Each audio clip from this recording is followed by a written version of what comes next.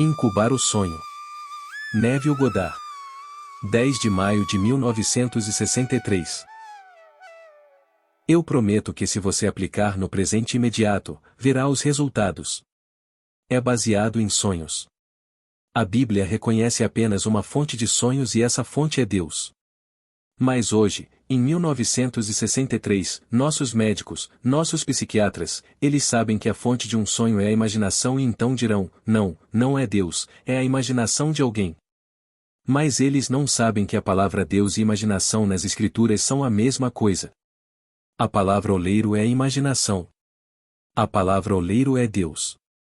E então todos concordamos que só existe uma fonte de sonho e essa fonte é Deus. Mas se mudar o nome ajuda, sou totalmente a favor, e dizer que é a imaginação humana, bem, sou totalmente a favor disso. Ao identificar Deus com a imaginação humana, fechamos a lacuna entre Deus e o homem, e então partimos daí. A Bíblia está simplesmente repleta do segredo do sonho e nos diz que Deus fala ao homem por meio de um sonho e se revela ao homem em visão. Agora, existem sonhos intencionais e existem sonhos não intencionais. A maioria de nós tem sonhos não intencionais. Vamos dormir e sonhamos. Muitos de nós não nos lembramos do sonho. A Bíblia nos diz que cada sonho tem seu próprio significado, que Deus instrui o homem por meio do sonho.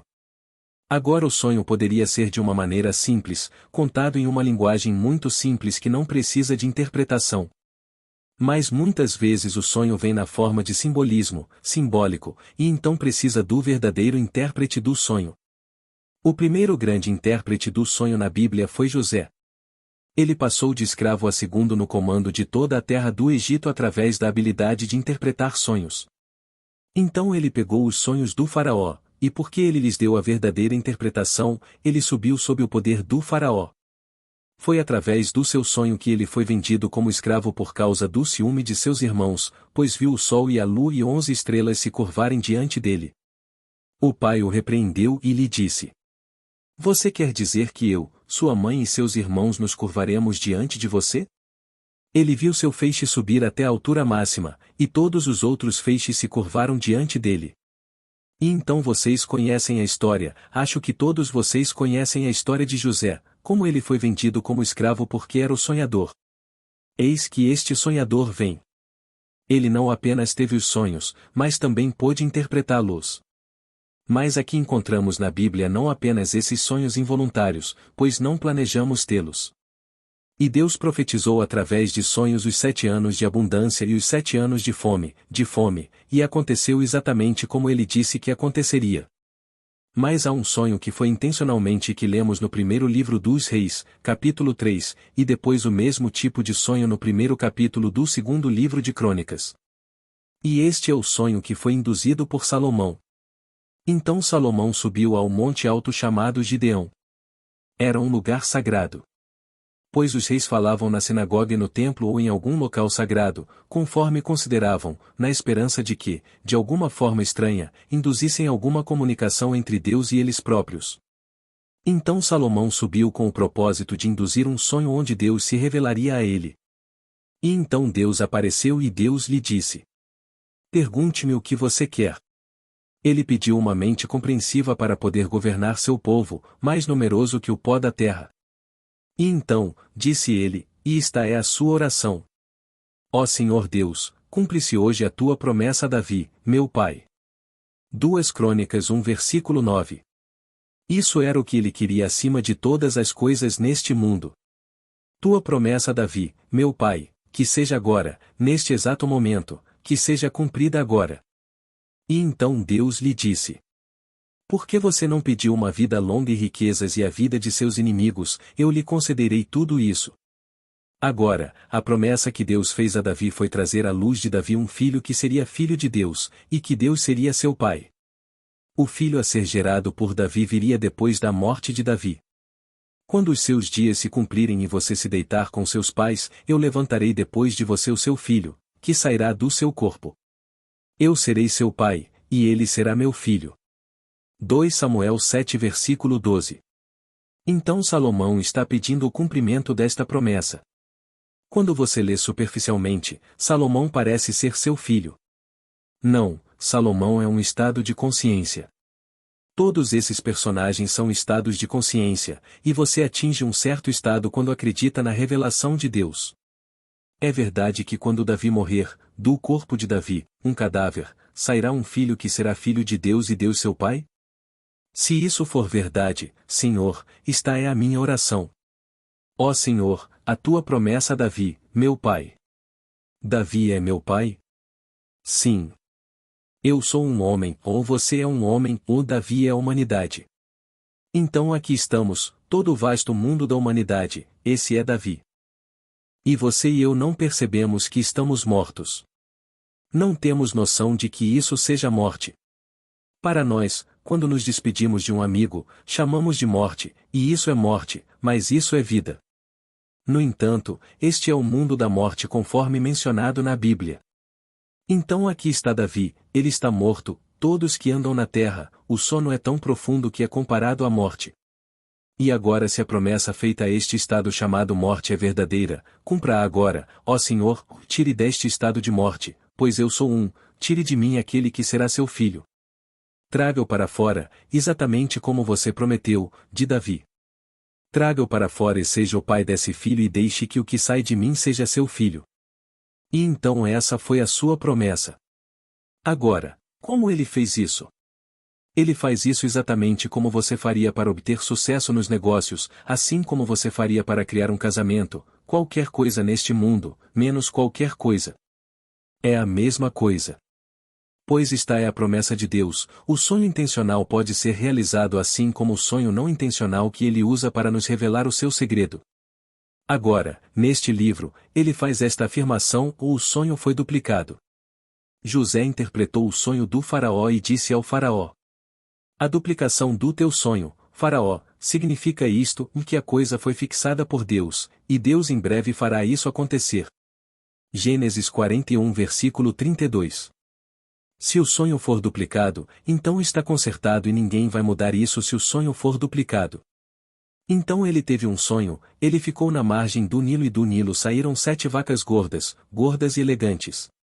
E então, do mesmo riacho, o grande Nilo, surgiram 7 criaturas emaciadas, magras e de aparência horrível, nunca vistas na terra do Egito. Eles comeram as 7 vacas gordas, e ainda assim, depois que devoraram as 7 vacas gordas, você não pôde ver que elas de alguma forma aumentaram de peso. Eles ainda estavam emaciados, todos.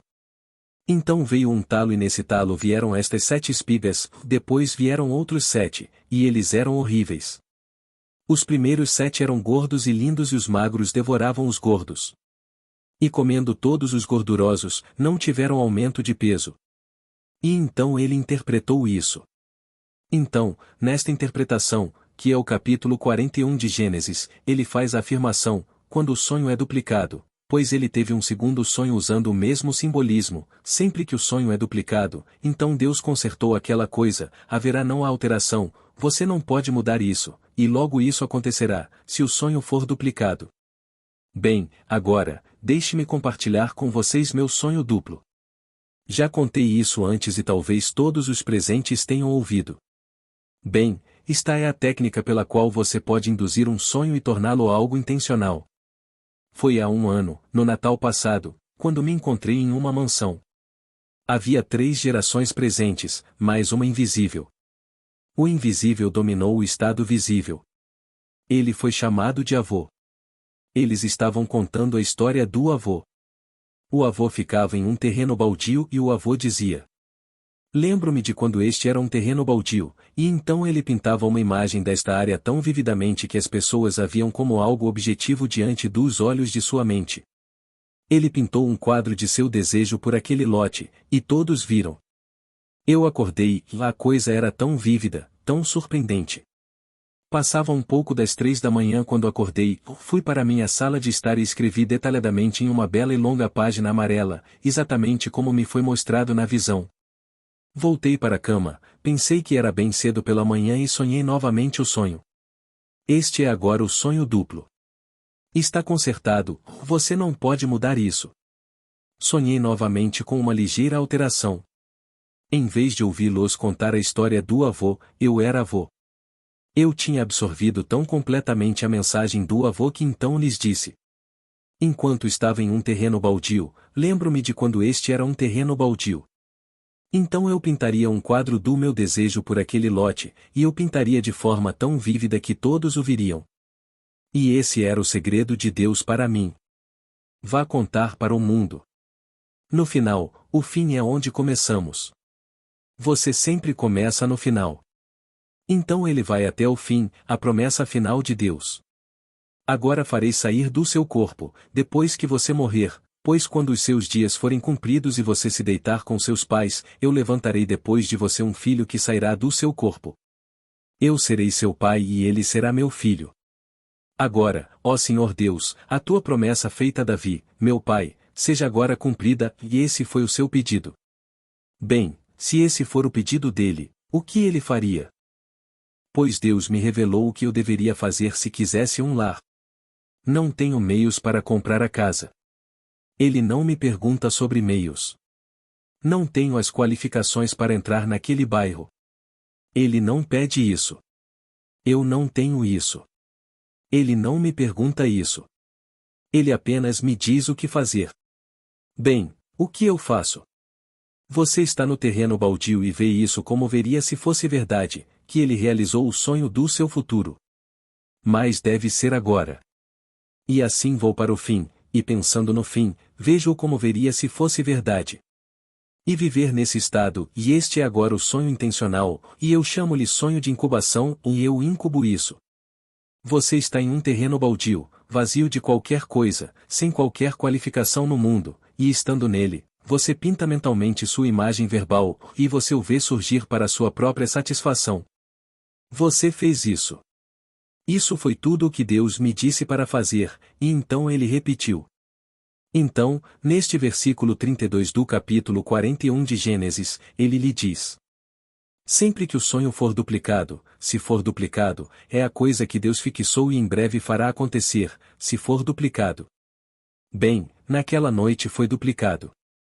Acordei um pouco depois das 3, escrevi tudo detalhadamente, voltei para a cama e sonhei novamente o sonho, aqui está o sonho duplo. Mas absorvi tão completamente a mensagem que a estou contando agora. Todo mundo que vai me ouvir, eu estou dizendo a eles. Você sabe o que quer? Você realmente sabe o que quer neste mundo e não tem isso, portanto, está vazio, não está? Isso não existe. Bem, isso é o que eu faria se fosse você. Então o lote está vazio, o espaço está vago. Fique agora mesmo. Você não é casado, não é? Você sabe que não é casado e feliz? Tudo bem, se você estivesse, o mundo veria sob essa luz? Sim. Bem, isso não tem espaço porque você não está dessa maneira. Bem, agora, seja assim. Use o anel. Veja os rostos dos seus amigos, e isto é, uma expressão no rosto de seus amigos, veja todos eles vendo você como viriam você se isso fosse verdade, e perca-se nesse estado. Esse é o fim. O fim é de onde começamos. Agora, então você está incubando o sonho. Na verdade, eu diria, você o torna vivo e real, pois isso não pode falhar. Estou lhe contando por experiência própria. Meu sonho naquela noite foi o sonho duplo. E se o sonho for duplicado, Deus o consertou ou faz parte da lei eterna e você não pode mudá-la. Então estou compartilhando com vocês a lei eterna dele, e é o fim. Então eu vou até o fim de qualquer coisa neste mundo, não me importa o que seja, e então vejo a realização do sonho porque esse é o fim. O fim é toda a realização. Abro os olhos e volto para um terreno aparentemente vazio, mas para mim não está vazio, e eu vi o fim. Tendo visto o fim, sou sustentado pelo fim e caminho por todas as coisas do mundo sustentado pelo fim.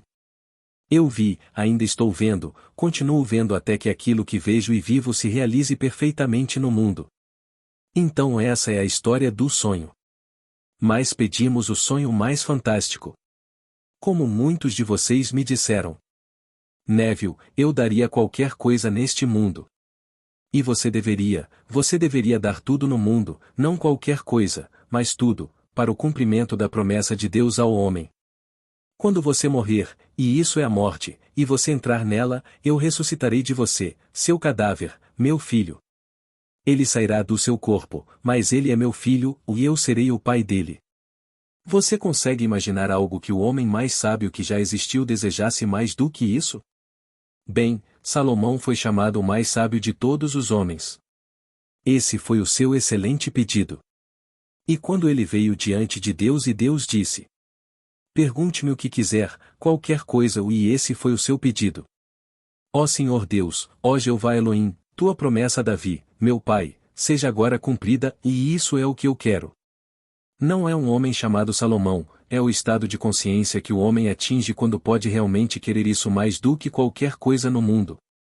Quando ele quer isso mais do que qualquer coisa no mundo, ele é Salomão. Ele está nesse ponto, naquele estado de consciência, onde ele está preocupado nas profundezas da sua alma pedindo, em vez de pedir uma extensão da vida neste mundo de morte. Ele não pediu vida longa. Ele não pediu riquezas. Ele não pediu a vida de seus inimigos. Todas estas coisas lhe foram dadas, mas ele não as pediu. Ele pediu o desejo que consumia seu coração, e esse foi o cumprimento da promessa de Deus a Davi, seu pai. E a humanidade é David, e este é o Filho de Deus. E deste Filho ele traz um Filho real, o Espírito que é um com o Pai. Porque Deus é Espírito e aqueles que o adoram em espírito e em verdade. Então ele tira deste corpo em decomposição e moribundo aquilo que não pode morrer, o você imortal. Ele traz isso à tona e você é um com Deus. Então você vê o símbolo da criança, provando que ele se entregou a você, porque ele pega todo o vasto mundo da humanidade e o coloca em um único filho e simboliza toda a humanidade em um único filho. Mas para tornar isso prático, se você não tem esse anseio no coração, sei que nesta audiência há alguns de vocês que me disseram: em suas orações, lembrem-se de mim com esta esperança, quero isso mais do que qualquer coisa em este mundo, e portanto há nesta audiência esta noite alguns que me pediram isso, mas a maioria gostaria de mais conforto deste mundo. E está perfeitamente bem. Não importa o que seja, é a mesma técnica. Neville, vá e diga a eles para irem até o fim. Vá até o fim. Qual seria o fim se você fosse agora o homem que deseja ser, agora a mulher que deseja ser? Como você veria o mundo? Esse é o fim. Bem, agora, veja isso exatamente como você veria se fosse verdade. E isso é sonho intencional. Chamo isso, em um de meus livros, de pensar a partir do fim, em vez de pensar no fim.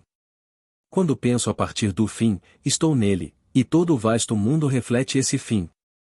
Se estou pensando nisso, onde estou quando penso nisso? Pois onde estou é o que vou ressuscitar, o que estou realizando. Assim, o estado chamado Salomão se coloca no fim, onde Deus lhe concedeu a promessa que ele fez ao seu pai Davi. Então todos entram no estado chamado Salomão, e lá ele traz à tona a promessa de Deus. Em algum momento ao longo do caminho, todos terão que entrar nesse estado. Você poderia muito bem entrar nesse estado esta noite porque em algum lugar você vê ali as colinas, o gergelim era gergelim, o milho era milho, o silêncio e a escuridão sabiam, assim nasce o destino de um homem. Você quer dizer que meu destino nasce dessa maneira? Sim. E o silêncio e a escuridão sabiam disso? Sim. Bem, agora vou pegar o silêncio e a escuridão e manipulá-los, ninguém sabe disso.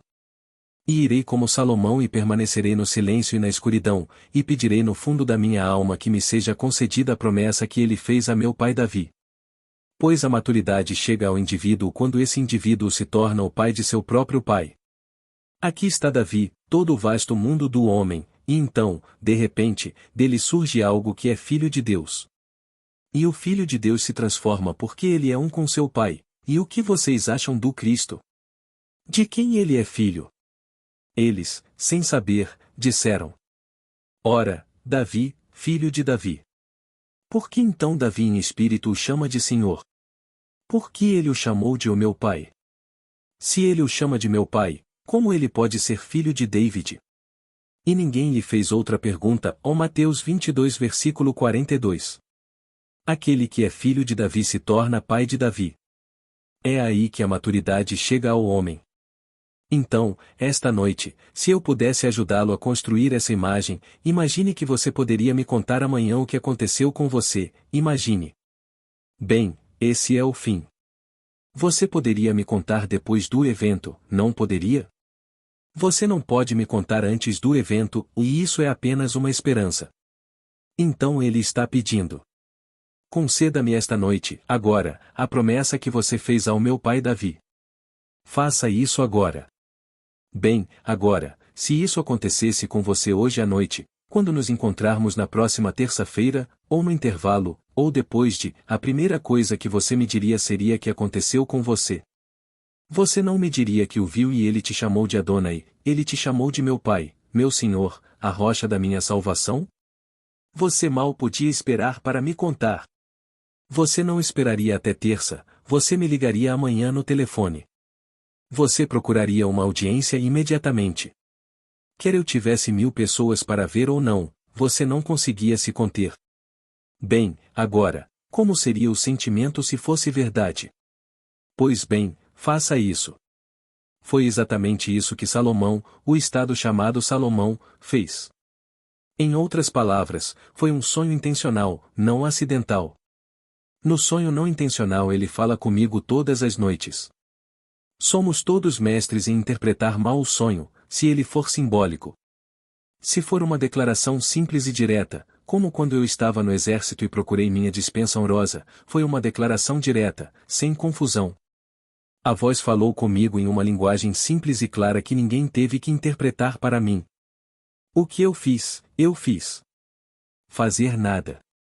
E então ele acrescentou a isso mostrando-me meus papéis de dispensa, onde a mão escreveu aprovado quando anteriormente, apenas algumas horas antes, ele havia escrito reprovado.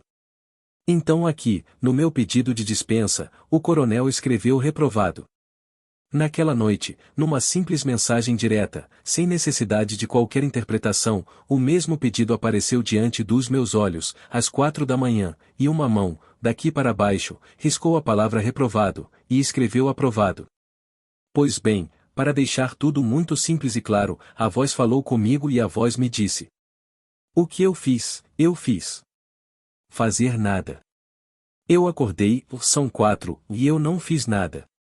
E a mesma pessoa que reprovou o pedido foi quem o aprovou 9 dias depois. Isso é comunicação direta. Isso é simples. Mas, quando se trata agora, digamos, do porquinho, quando de repente, me encontro em uma área enorme onde todas as plantas estão expostas e é hora de fechar e vejo um porquinho.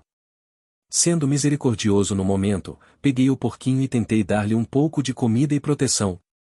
Então fiz o melhor que pude com todas as folhas, arbustos e coisas ao redor, todas as flores. Achei que pelo menos se ele não o quisesse como alimento, se ficasse com fome o suficiente, ele o comeria. E então, peguei flores e folhas e coloquei o porquinho em uma mesa com cerca de 1,5 metros de altura. Então a cena mudou e eu estou em um enorme supermercado.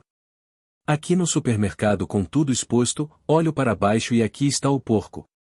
Ele não é um pequenino onde o encontrei um momento antes, ele agora é um porco alto e esguio e muito alto.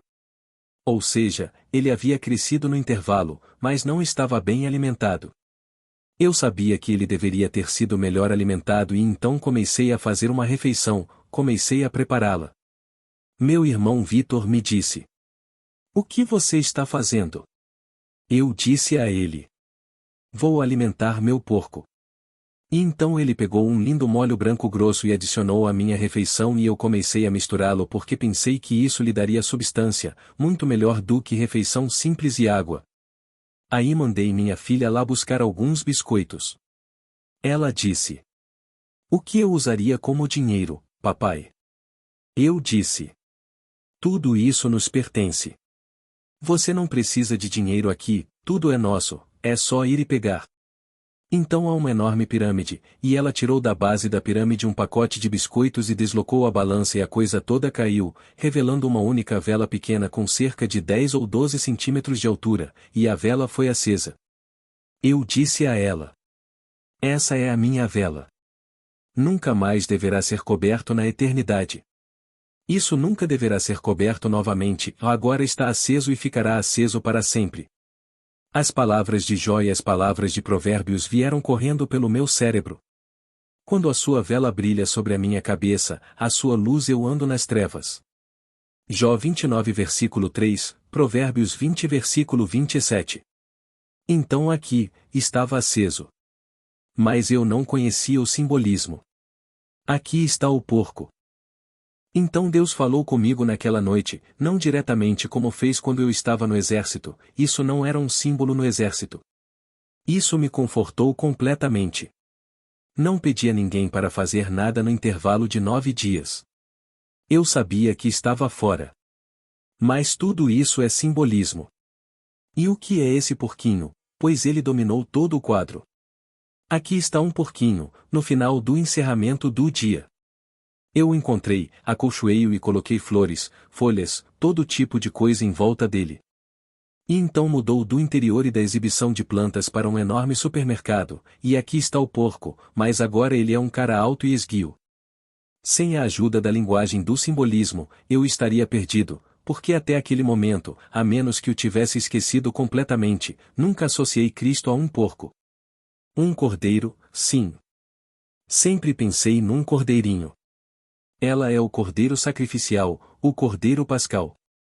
Já tinha ouvido falar de outras coisas, mas nunca, e do peixe, sim. Você pode pegar um acróstico e soletrar a palavra Cristo e se trata de peixes. E então, sim, mas nunca um porco.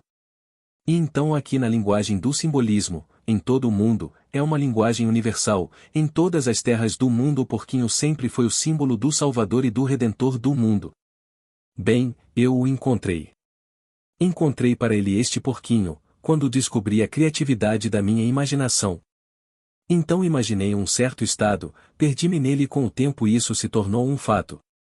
Peguei todas as coisas do mundo e as moldei para produzir o que eu estava imaginando. Então eu o encontrei. Mas no intervalo entre a descoberta de que Cristo era minha maravilhosa imaginação humana e aquele momento, deixei de alimentá-lo adequadamente. Eu tinha visto tantas oportunidades no mundo de fazer algo amoroso mentalmente, não fisicamente. Não há necessidade de ir ao banco e preencher um cheque para cuidar de alguém que está em dificuldades. Ele não está pedindo isso. Ele me pediu para simplesmente usar minha imaginação. E eu tinha visto a necessidade e não fiz isso, então não estava alimentando o porco direito. Ele me disse exatamente o que fazer, e agora que você me tem, alimente minhas ovelhas. Estas são todas minhas ovelhas. Você me encontrou? Sim, nós sabemos. Eu te encontrei, Senhor. Bem, alimente meus cordeiros. Você sabe que eu alimento seus cordeiros. Você me ama, Pedro? Sim, Senhor. Pois bem, alimente minhas ovelhas. Você sabe que eu te amo, Senhor. E 3 vezes ele volta porque acha que o ama. Porque ainda, condicionados como estamos, pensamos em algum outro Cristo externo. Criado como fui criado na fé cristã, foi a coisa mais difícil do mundo deixar de pensar num Cristo externo, em algo que veio de fora e que pertencia às páginas da história.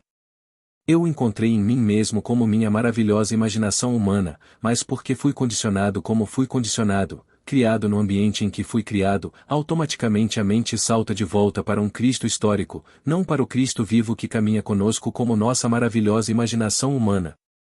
Assim, no intervalo da descoberta de Cristo e no intervalo seguinte, perdi tantas oportunidades. Então ele era alto e esguio. Ele viveu bem, pois Cristo é o Cristo vivo, mas não era gordo o suficiente, ele não estava bem alimentado o suficiente. Nesse intervalo eu deveria ter exercitado minha imaginação amorosamente inúmeras vezes. Cada vez que fazia isso, eu o alimentava, e quando não fiz isso, negligenciei-o. Ele estava com fome e eu não lhe dei nada. Ele precisava de abrigo e eu não lhe dei nada. Ele precisava de algo, algum conforto, e eu não dei nada a ele. E, no entanto, cada momento era uma oportunidade para alimentá-lo e torná-lo um adorável, grande e maravilhoso porco cevado. Agora eu sei que a própria palavra ofende as pessoas, dizer que Cristo é simbolizado como um porco. Mas isso é universal, em todo o mundo o porco sempre simbolizou o Salvador do mundo. Aqui, Temos hoje centenas de milhões de pessoas neste mundo que não comem porco. Isso tudo é um símbolo, eles não terão parte de Cristo, então não tocarão no porco, não tocarão na carne de porco. Há 400 milhões de muçulmanos que não tocam no porco, é o animal impuro. Eles não terão nada a ver com o conceito de Cristo. E aqui está o Salvador do mundo, eles não vão tocar nisso. E ainda assim não é o porco. Meu velho amigo, Abdullah, nasceu na Etiópia. Ele nasceu da raça negra, da fé hebraica. Ele era vegetariano estrito por outras razões, porque isso não faz parte da fé hebraica. Mas ele nunca em sua vida tocou em carne de porco, nunca, de nenhuma forma. Uma noite, Deus falou com ele, como falou comigo, e ele lhe disse: se você não come a comida que eles colocam diante de você, por que espera que eles comam a comida que você coloca diante deles? Ele estava ensinando. Ele ia a um lugar e preparavam comida física especial, sabendo que ele não comia carne de porco. Então, eles se esforçavam para preparar coisas que achavam que ele, um judeu ortodoxo e vegetariano, comeria. Ele era vegetariano estrito há 40 e poucos anos. Então, após a visão, ele foi convidado para um banquete do qual foi o convidado de honra. E o que você acha que eles serviram naquela noite? Eles fizeram isso não para machucá-lo, não como brincadeira, eles simplesmente fizeram isso e acharam que era a coisa mais maravilhosa do mundo. E ele cresceu como vegetariano estrito e nunca na vida comeu carne de porco. Quando trouxeram esta mesa fabulosa e o convidado de honra foi conduzido para esta sala de jantar, ali estava um lindo leitão, com uma batata doce na boca, lindamente assada. Ele quebrou sua dieta com carne de porco. Há 40 e tantos anos que ele não comia qualquer tipo de carne, mas nunca carne de porco. E depois que a visão de Deus começa. Se você não come a comida deles, por que espera que eles comam a sua? Portanto, ele estava ensinando esse princípio, conforme o entendia por meio de revelação, mas mesmo assim se restringia. Você vê agora por que um Salvador vem ao mundo e é chamado de glutão, ele é chamado de bebedor de vinho, bêbado, ele não tem tabu. Ele come tudo o que o homem põe diante dele, porque se ele comer o que o homem lhe dá e serve, eles então comerão sua comida. E assim, no livro de Atos, Pedro disse: não posso comer carne de coisas impuras. Depois vem a visão e um lençol desce do céu, sobre ele havia todo tipo de comida, e a voz das profundezas de sua alma fala: aquilo que eu limpei, eu limpei. Matar e comer. Nada é impuro em toda a minha montanha sagrada, coma. Se você comer tudo, é tudo meu, eu fiz tudo, bem, então você poderá contar minha história, e eles comerão a comida que você lhes der, se você, por sua vez, comer a comida que eles são capazes de lhe dar. E então essa foi a história. Atos 10 versículo 14. E então, quando conheci Ab, eu era vegetariano estrito há 7 anos. Quando vi o jantar que ele preparou e me convidou para sentar com ele, não quis sentar. Eu não tocaria nisso. Eu tinha um pouco disso, um pouco daquilo de lado.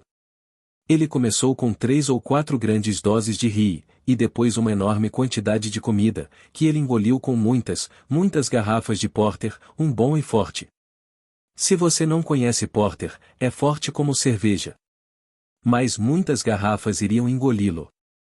E depois de todo esse ri e todo esse porter, ele tomou uma porção enorme de sorvete. Eu disse: Ab, o que você está fazendo com seu estômago? Ele disse: oh, você não poderia comê-lo. Eu disse por quê? Porque você tem. Isso iria envenenar você. Não posso envenenar, Ab. E então, não envenenou Ab a última vez que vi Ab, ele tinha bem mais de 100 anos. Disseram-me que ele voltou para a Etiópia para guardar a roupa que comprou na Etiópia 100 anos antes. Então aqui estava a sua história. Então eu lhe digo, ele fala conosco por meio de um sonho, por meio de uma visão.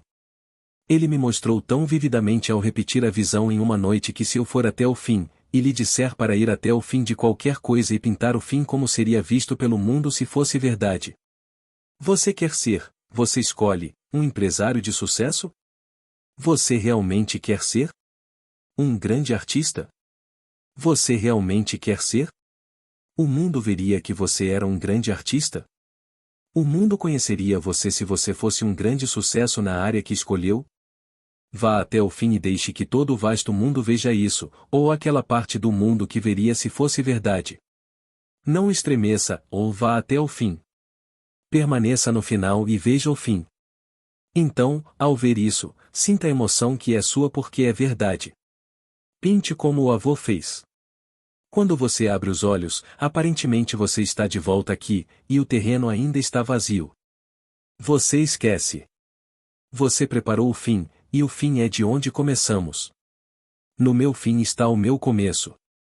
E então vou até o fim e começo no final. Então, de uma forma que não conheço e que não preciso conceber conscientemente, atravesso uma ponte de incidentes, uma série de eventos que me levam de onde estou agora, neste momento, ao cumprimento daquele fim que imaginei e tornei real no meu mundo. Então esta é a história do sonho. Então tudo começa com um sonho.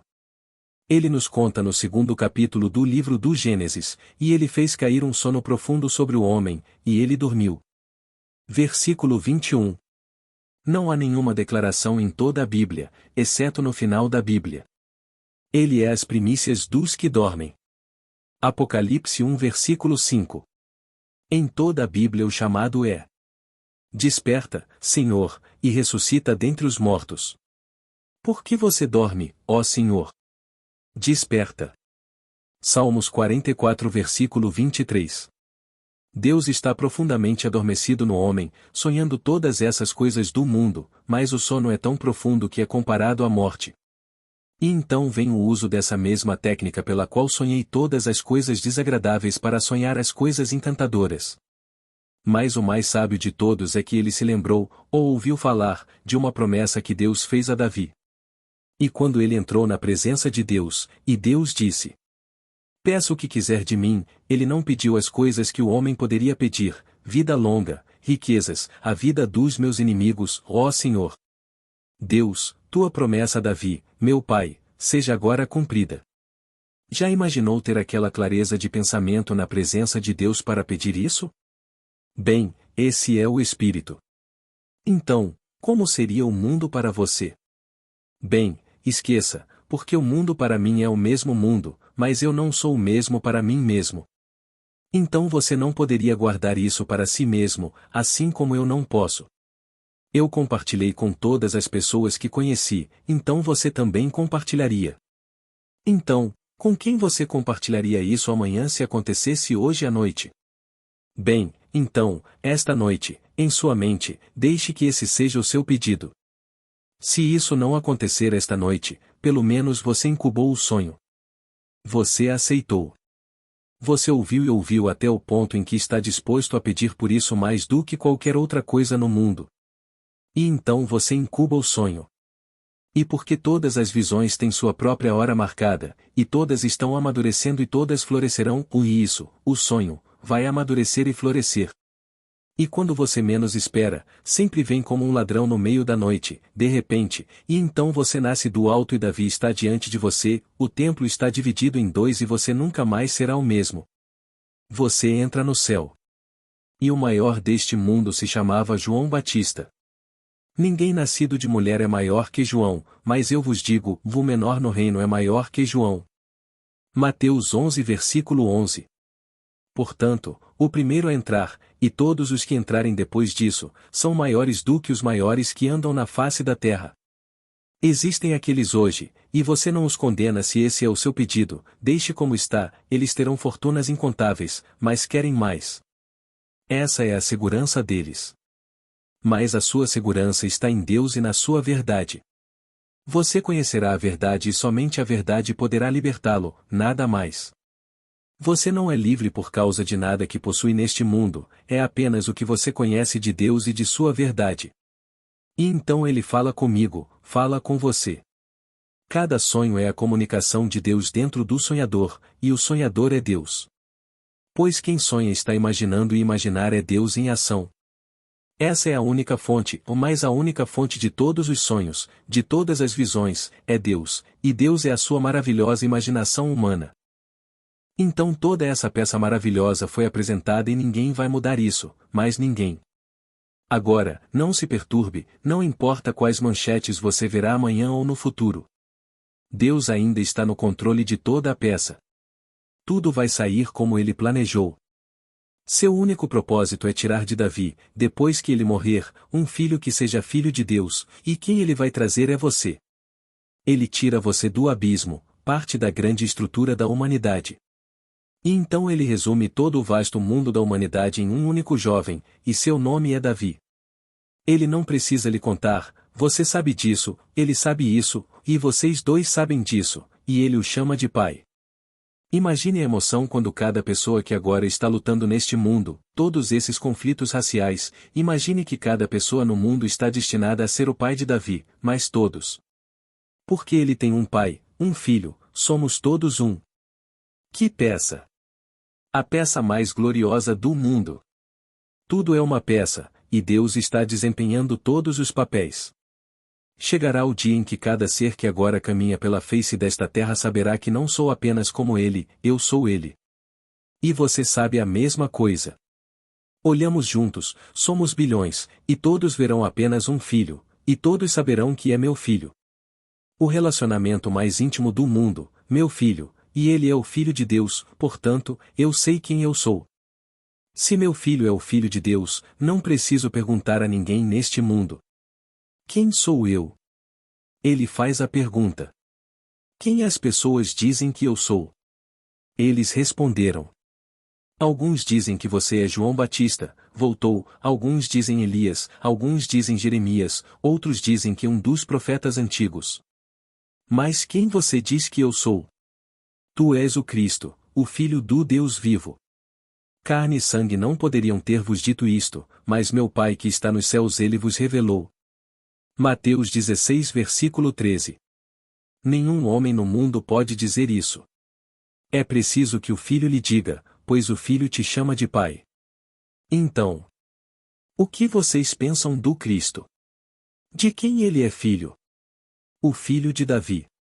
Então por que David ligou para ele, Pai? E então, o que vocês acham do Cristo? Bem, você faz a pergunta e eles trazem todos os tipos de respostas. Mas ele não responde a essas respostas. Mas quem vocês dizem que eu sou? Tu és o Cristo, o Filho do Deus vivo. E então ele sabe, e que Cristo é o Pai de Davi. Que Cristo diz a todos: quando você me vê, você vê o Pai.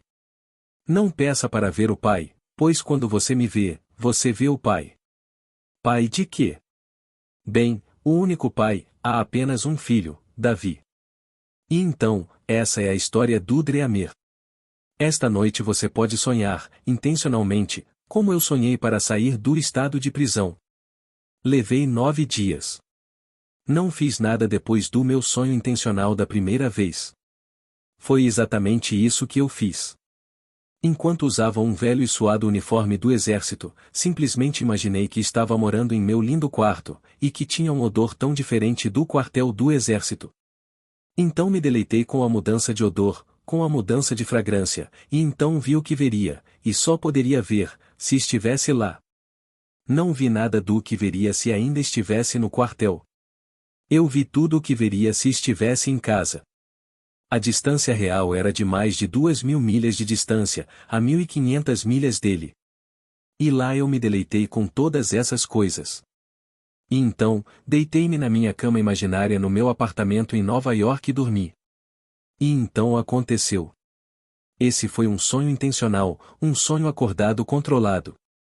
Então, 9 dias depois, eu estava a caminho de cumprir esse estado.